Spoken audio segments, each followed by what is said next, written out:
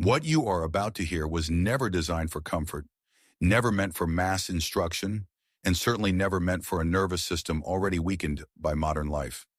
Sanchin breathing, known among ancient karate lineages as three fighting, was classified as dangerous knowledge because it does not merely train muscle. It forges a living bioarmor from flesh, breath, and intent, turning the human body into a sealed combat vessel. You were never taught this because a body that can internally pressurize itself under threat cannot be easily controlled, intimidated, or broken.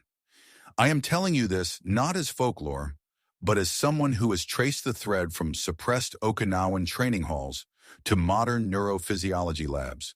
And what I found is unsettling. You are breathing wrong, standing wrong, and bracing wrong. Because of that, your strength leaks away the moment pressure arrives. You feel it every day. The collapse under stress, the shaking core, and the shallow breath when confrontation appears. That is not a weakness of character. It is a structural failure. Ancient karate masters understood something you were never told. Power is not generated, it is sealed. Sanchin was their answer to chaos, a method to fight three enemies at once inside the body: unstable breath, fragmented muscle, and a nervous system that panics under load. When they stood in Sanchin, they were not posing. They were pressurizing themselves like a biological fortress, turning soft tissue into something closer to armor than flesh. This is why observers describe their bodies as immovable, why strikes seem to vanish into them, and why their presence alone destabilized opponents. And here is the forbidden part. Sanchin breathing does not rely on external strength at all. It hijacks primitive survival circuits, forcing your brainstem to choose coherence over panic and compression over collapse. That is why it was dangerous. That is why it was hidden. A human who can remain calm while every muscle is under controlled tension is no longer governed by fear reflexes. You live today in a body trained to release under stress, to exhale and fold, and to surrender internal pressure at the worst possible moment. Sanchin does the opposite. It teaches you to inhale into resistance, to breathe against yourself, and to become heavier, denser, and quieter when danger approaches. This is not wellness breathing. This is combat respiration, neurological hardening disguised as a simple stance. And if you feel a warning signal rising as you listen, that is good. Your nervous system already knows this is not harmless. Now understand the stakes, because without them, this knowledge is just another exotic idea that never changes your body. Right now, under stress, your system betrays you. Your abdomen softens, your rib cage lifts, your breath escapes upward, and with it goes your stability. This is not psychological, it is mechanical. When pressure enters your environment, your internal pressure collapses, and the nervous system reads that collapse as danger.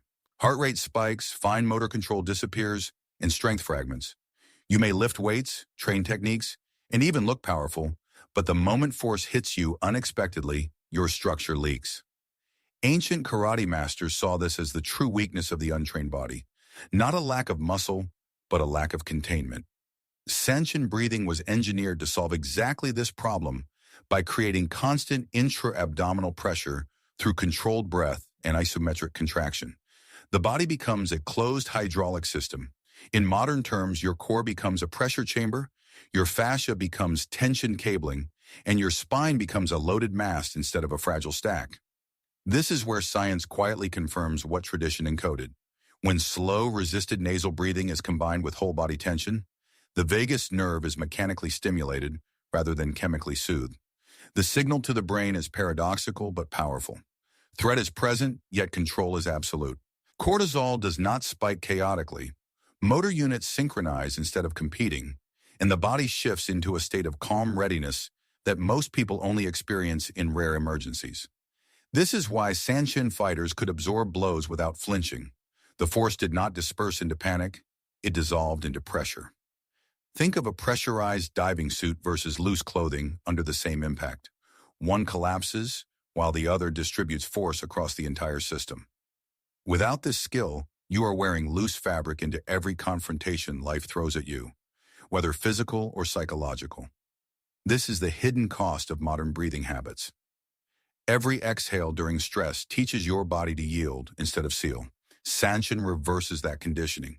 It trains you to maintain internal pressure even while the nervous system senses threat.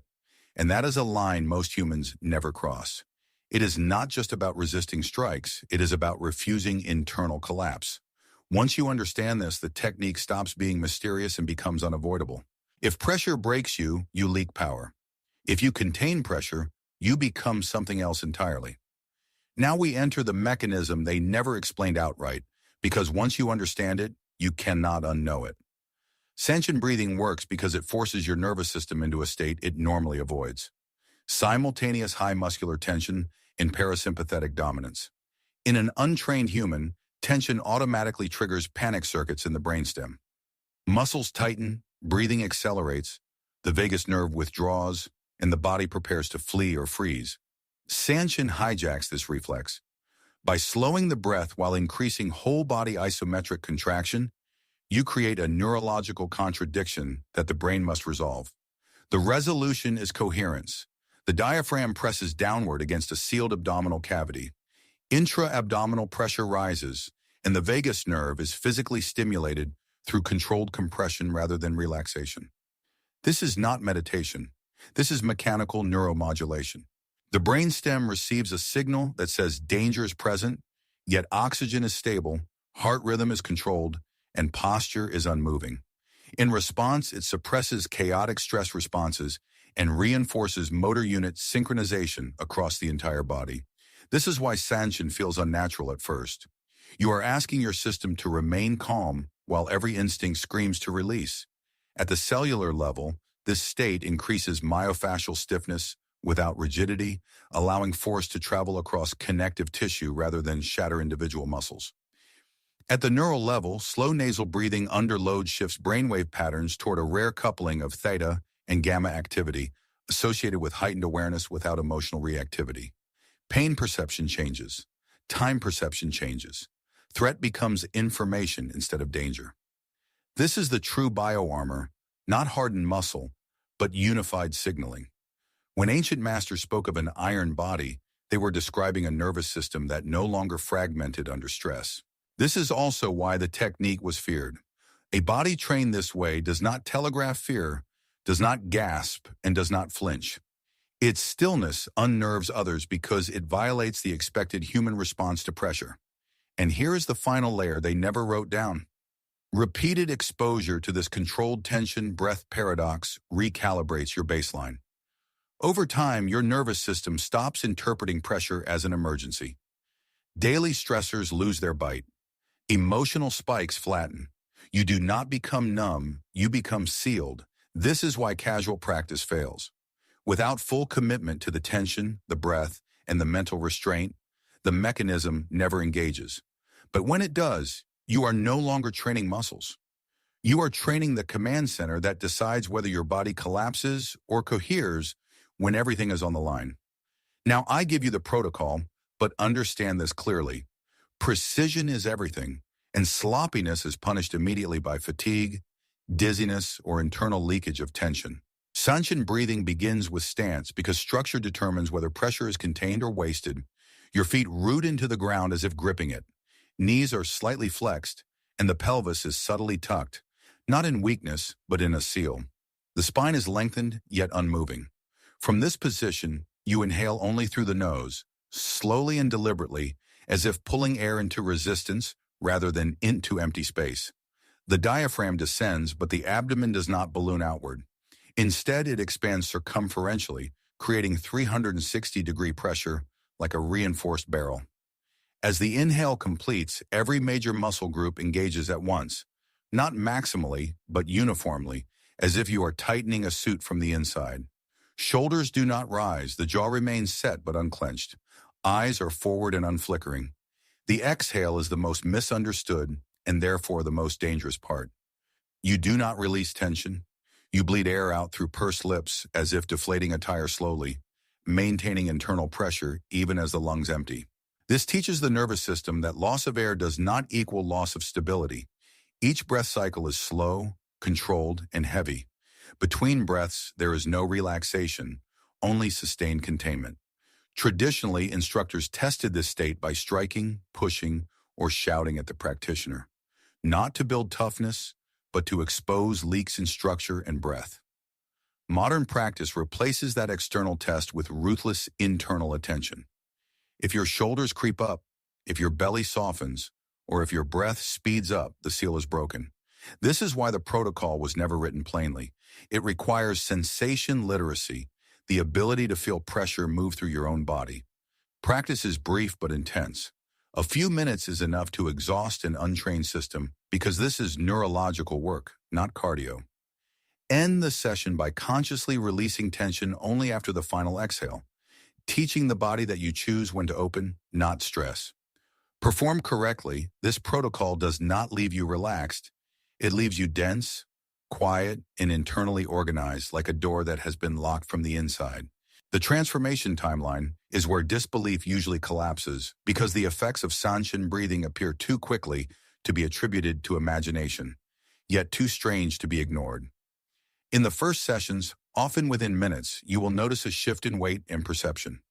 Your body feels heavier and more grounded, as if gravity has increased. This is not fatigue. It is the nervous system reorganizing around pressure instead of motion. Heart rate stabilizes faster after effort. Breathing becomes quieter without being shallow. Within a few days of consistent practice, measurable changes emerge. Stress no longer floods your chest. It drops downward and disperses. You recover from confrontation, whether physical or emotional, with unnatural speed. This corresponds to improvements in heart rate variability and vagal tone, markers modern science uses to define resilience. After 2 to 3 weeks, structural adaptation begins. Your posture changes without conscious correction. The abdomen naturally maintains mild pressure even at rest, creating the sensation of being sealed. External force no longer penetrates easily, whether it is a push, a sudden noise, or an aggressive presence. This is the phase ancient teachers watched for because it marked the birth of true Sanchin. Not the stance, but the state. Over months, the effect becomes permanent. The nervous system recalibrates its definition of threat. What once triggered adrenaline spikes now registers as information. Muscles engage together instead of in fragments. Emotional volatility decreases, not through suppression, but through containment. You become difficult to destabilize, and people sense it before you speak. This is the dangerous part they never advertised. A body that does not leak under pressure does not obey fear-based control. That is why Sanchin was never a public exercise. It was a gate, and once crossed, returning to your previous state feels impossible. You do not feel invincible, you feel intact. And in a world built on fragmentation, that is more disruptive than brute strength ever could be. Now comes the challenge, and this is where most people quietly step away. Because Sanchin breathing does not reward curiosity, it rewards commitment. This is not a technique you sprinkle into a routine, it is a line you cross. Once you train your body to contain pressure instead of releasing it, you cannot pretend ignorance anymore.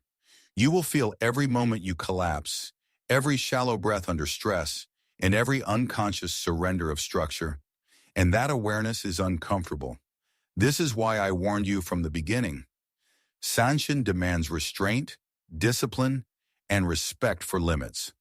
Not because it is mystical, but because it reshapes how your nervous system defines safety.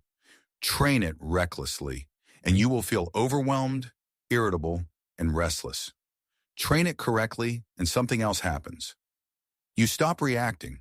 The world pushes, and you remain internally sealed. This is not about fighting others.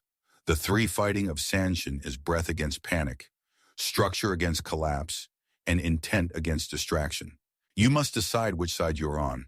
Most humans spend their lives expanding under comfort and collapsing under pressure. Sanchin inverts that pattern. You become calm when things tighten. You become stable when others scatter. And that is why this knowledge was hidden in plain sight, disguised as a simple stance, and whispered instead of explained. Because a person who can choose containment over collapse cannot be easily rushed, sold fear, or driven into reaction. I have given you the map. The body will demand proof. If you practice, do it briefly, do it precisely, and do it with respect. Do not chase intensity, chase the seal. The moment you can stand, breathe, and remain internally locked while the world presses against you, you will understand why ancient karate masters called this training sacred and dangerous in the same breath. This is not about becoming harder. It is about becoming whole under pressure. And once you taste that state, there is no unlearning it. If this exploration of ancient bioarmor has changed how you perceive the hidden potential of your own body, please subscribe and like the channel. We are uncovering the suppressed history and physiological secrets they tried to bury. Plant the seeds for your future self. The next treasury of knowledge will be open soon.